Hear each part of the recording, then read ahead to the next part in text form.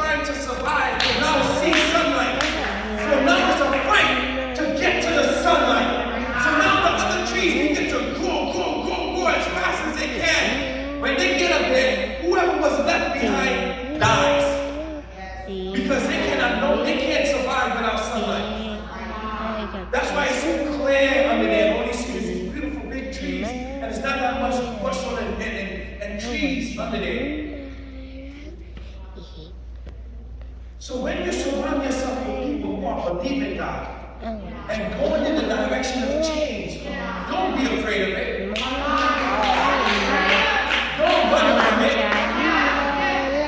Don't deny it. Just put yourself in position to now have an accountability partner. Put yourself in position to say, hey, we're going and we're going the same direction for change. So we're going to keep each other accountable. Call each other on our lunch break. Hey, what scripture you in? Let's disciple each other.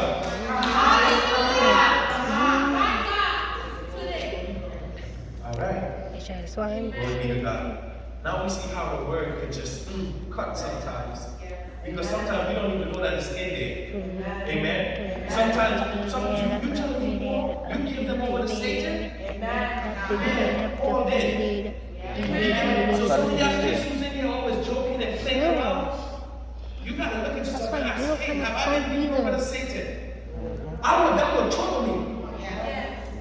When you see people stop trying to correct you, I would go look in the mirror like, God, am I giving over to Satan? When I lost my zeal and my conviction, that would trouble me. We could laugh all the way down. We could laugh all the way down.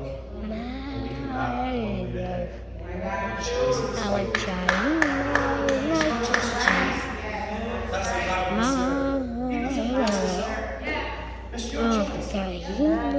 He will practice it. He will practice God. That's a promise. And he said that there will be a lot of people looking for a mountain to go high. And the mountain will say, hey, I'm looking for a place to hide myself. The people who are going to be looking for a place to hide is the one who wasn't doing what they were supposed to do. If you do what you're supposed to do, you're going to be not going to wait on you. Thank you, Lord. You shut up. Come on, we're going to be excited when we see our Father practice God. All right, let's go to John.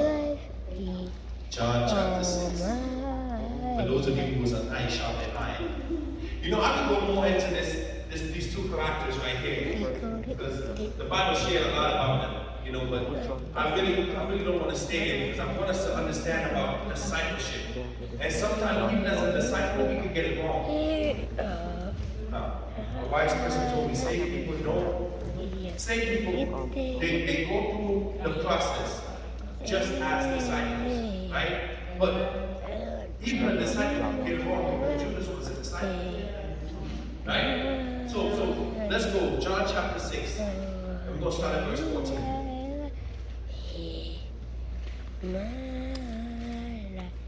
Then those men, when they had seen the miracle that Jesus did, said, this is of a truth that prophet that should come into the world. Wow. So they just saw Jesus feed the multitude with the fish and the loaves. So now they recognize, oh, you must be the prophet that they were talking about in the Bible. Scriptures, they prophesy about you coming. We believe that you are who you say you are because of this miracle. Let's continue. When Jesus therefore perceived that they would come and take him by force to make him a king, he departed again into a mountain himself alone. Come on, Jesus, he is the King of Kings. But he said, I didn't come here for that. It's not the time for that. So he left and went away from them. Some of us, we'd have been like, yeah, we reached, me and my life. Where's my seat? Come on now, let's be real. We save people, right? Come on, we save. Come on, they come to make us a king someplace, we do a little miracle. Some of us walk with the healing anointing. Us men start a whole healing ministry on Facebook Live.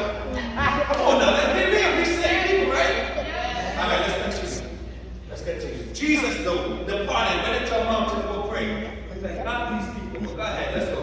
And when even was now come, his disciples went down unto the sea, and entered into a ship, and went over the sea toward Capernaum. And it was now dark, and Jesus was not come to them. And the sea arose by reason of a great wind that blew. All right, jump down to verse 23, because of time. Thank you. Howbeit there came other boats from Tiberias nigh unto the place where they did eat bread, after that the Lord had given thanks. And when the people therefore saw that Jesus was not there, neither his disciples, they also took shipping and came to Capernaum, seeking for Jesus. Come on, who were they seeking for? Jesus. Yes, they were seeking for Jesus, right? Come on, this is a miracle working God. They had a seek. Come on, you have a seek. You can identify, right, with that seek.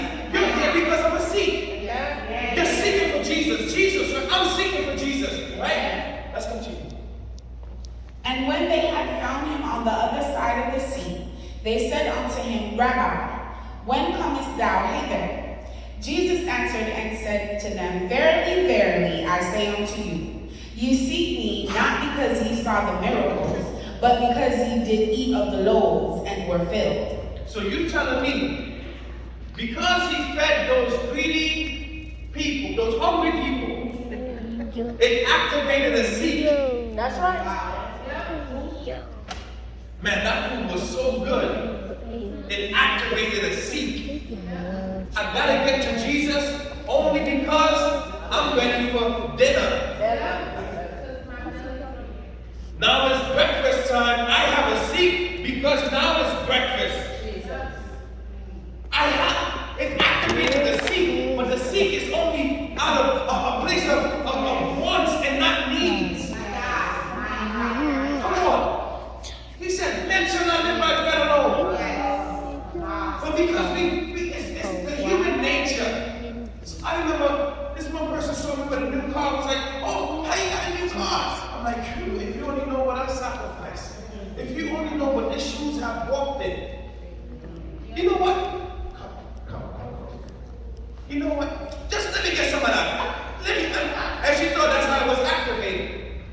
But that's her faith. I'm not going to knock it. But I'm letting you know how a lot of sacrifice, a lot of prayer, a lot of fasting, a lot of seeking. And it's what's up. Let's continue. Labor not for the meat which perish, but for that meat which endureth unto everlasting life, which the Son of Man shall give unto you. For in him hath God the Father sealed. So you're telling me that we should be seeking for things that perish. You're seeking? What are you seeking? You seeking a mask? That's good. That's good. You keep seeking.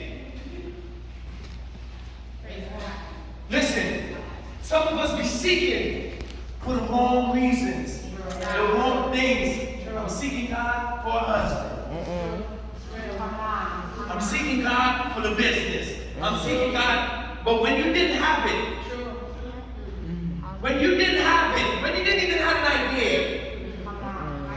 could you still seek God with the same passion? And this is how we can identify who's saved from who's delivered. We can seek God when things are going good. The bank account right, worship tight. When the bank account ain't right, worship somewhere down here. The temperature of worship. You know what? I'm not even feeling the church today.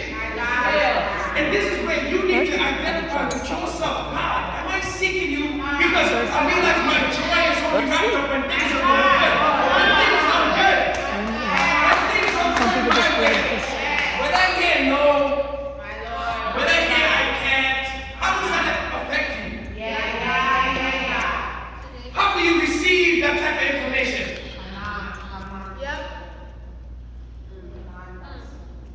All right. Jesus said, these things will perish. These things are we make it look like this is what the glory look like. The glory look like. having a big house on the hill, or having the best looking car, the big fat bank. Sometimes we put this thing, make people think this is what the glory look like, so the people who don't even have it will feel like, I don't even have Jesus. Come on, Pastor. All right, I was watching this thing on Facebook, and this pastor, big church, and he ordered a pizza, and he said, I just want to teach my congregation how to give to people who they don't know. And he said, how much do you usually get tipped? Like, probably like $5. He's like, okay, here's, he comes like probably $100. He's like, here's $100. And whoever else want to bless us, come on down and bless us. And they were getting money from all over, man. They couldn't even hold it on the table. It was so much money. And I'm getting all choked up and teary because I'm like, ooh, this is really good, you know? But the Holy Spirit said, no, don't cry, don't become emotional. Because sometimes we can get lost in emotion. Listen, them tears, sometimes we got to hold it back and say, hold up, tears. Dry up. Let me make sure that this is the Holy Spirit. My God. My God. Come on. That is true. The Holy Spirit began to reveal to me a spirit that I didn't even notice. Even when I started crying and got emotional. Yes. Because it looked like something good. Yes. The young lady was like, I have kids, and then, she's testified on the mic, and yes. And the pastor said, listen, darling, this is why you're blessed. Because of all this money. This is why you're blessed. But as soon as you pay, let's say she paid her rent for the year. So the day after, you're no longer blessed. Let's say that money was to cover a surgery she had to do. You're blessed because of the money. But that money dries up. Then what? You're no longer blessed. You missed an opportunity to give a girl who was thirsting for life. You gave her something that was temporary. You thought it was God. You thought it was God. Sometimes some things will look good, it'll feel good emotionally, but it's the Holy Spirit. You see, the spirit of mammon has been hiding in our churches for too long. The spirit of mammon looked like Christ. Because it looked like blessing. Listen, that spirit right there, you better identify and make sure you need delivered. Listen, I had to go. Listen, one time I'm going to the bank. I'm going to tell you, I'm going to the bank. I couldn't even hold the door for the little old lady that was coming in the bank. I was going to go cash my check. I got in this long line and I was just frustrated, like, man, I'm on this long line. Then finally I got to the front of the line, and all of a sudden the spirit of man started, what if you switch with the person in the back, but they give you $50 to switch with them? Like, all this stupid stuff coming over my mind. Anyway, when they cashed the check, the lady put the money in my hand, and all of a sudden, good morning, good evening, all of a sudden, I'm holding the door for the very old little white lady that I couldn't hold the door for her, but I was coming in the bank. All of a sudden, I'm holding the door, I'm activated patience, they activated joy. Listen, that's the spirit of mammon. You tell me you allow the spirit of mammon to have control over your emotions? But you see, I know I need deliverance. So I go to Jesus. My seek was different. I'm seeking Jesus for deliverance. I'm tired of hiding behind this facade of church. I'm tired, I'm sick and tired of hiding behind this facade of what it's supposed to look like. I want truth.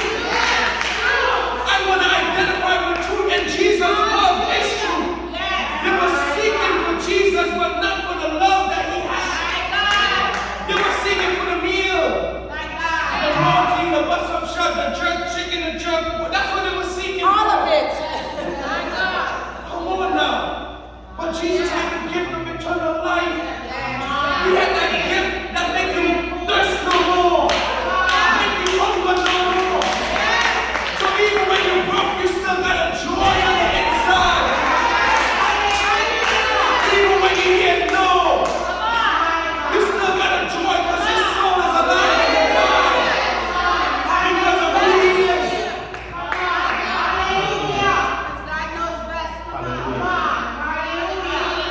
Let's continue reading because we want to finish this.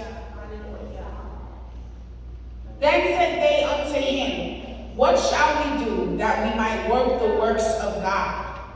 Jesus answered and said unto them, this is the work of God, that ye believe on him whom he had sent. Come on.